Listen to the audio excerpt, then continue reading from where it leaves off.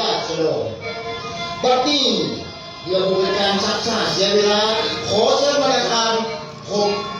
กับพญาแสนนาภาสวมวิญญาณโดยมิตรนาภาเพลินได้นักบัดนี้เชิญมือรวม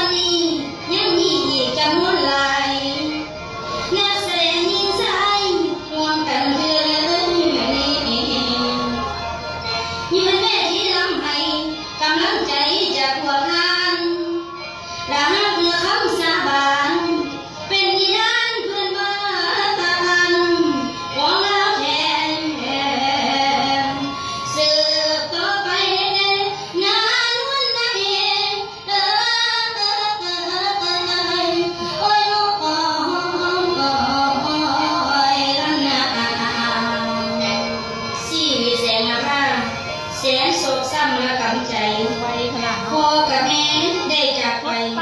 เรือไว้ด้วยความอะไรอาวรณ์ก่อนสิ้นใจ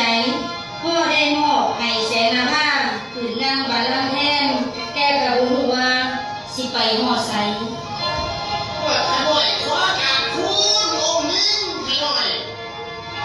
เป็นสุขเป็นสุขท้องเป็นแนวใดการไปติดป้ายประกาศเอาคนงานได้เอายุคนี้เขาน่ะเจ้าต้องเลี้ยวมาเบื้องนี้แล้วขึ้นไปเส้นตามสบายท้องน่าจะใสเสียเสียงเรียงน้ำว่าแนวใดเบาสุภาพมุรุงนี่นะคุณเยอะคุณอ่ะปล่อยไปทำเจ้าไปทำผู้นี้เรื่องวันนี้ฟังก่อนพระองค์และบวกกับคนทุกข์ให้ลำบากมาหน้าทายแล้วก็นั่งอยู่ตังพญาลูกสาวนาสาวนั่งตังฟังใหม่ขั้นมือใดขาใดก็ยังพอไว้ใครแน่พ่อได้เลี้ยงปากห้องมีแห่งสู่ดอกต่อไปและพันแค่หาบ่ได้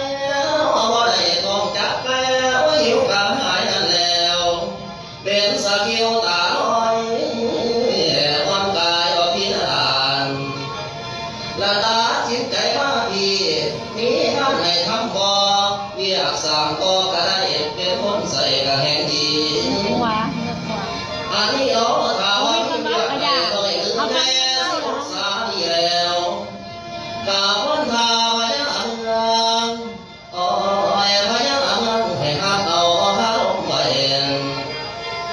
แล้วมีอันไหนให้เจ้าขันบอกเอาจะให้ว่าขันอาสาสิหักใส่โอ้โอ้โอ้ยโอ้ยพระองค์เจ้ามาอย่างไรใส่น้ำงามโอ้ยโอ้ยโอ้ยโอ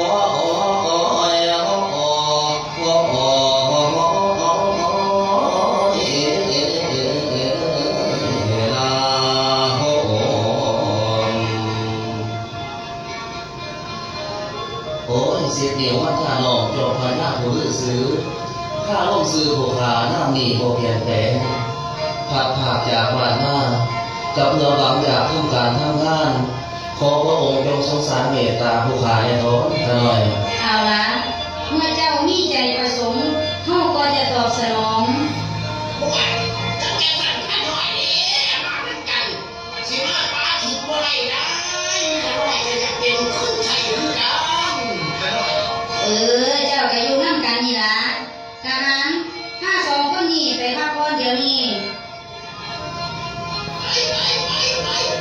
ไปพักผ่อน ยืนขึ้นเด้อค่อยยืนขึ้น คนเอียงหน้าตาดีมีสัมมาคารวะ ย่างออกมา แต่หน่อยจนใหญ่ก็หาสิเห็นมื้อนี้ล่ะ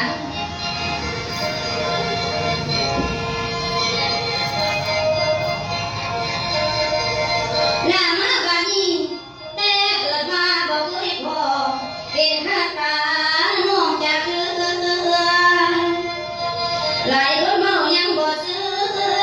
เชื่อนี่เห็นกระจ่างแจ้งนิสัยอายจังแม่นดีหน้าคุณสมบัติเพียบพอน้องเพียบพอมาและญาติก็เกินโตเสียงเว้าจาขนมอ่อนหวานนวลขันของจริงน้องสิเจมให้มันหูเดินภายในให้หูค่ามาสิแสบสิซอยหวานสมว่าสำใดอดเด้อใจอย่าเป้าเต้นเป็น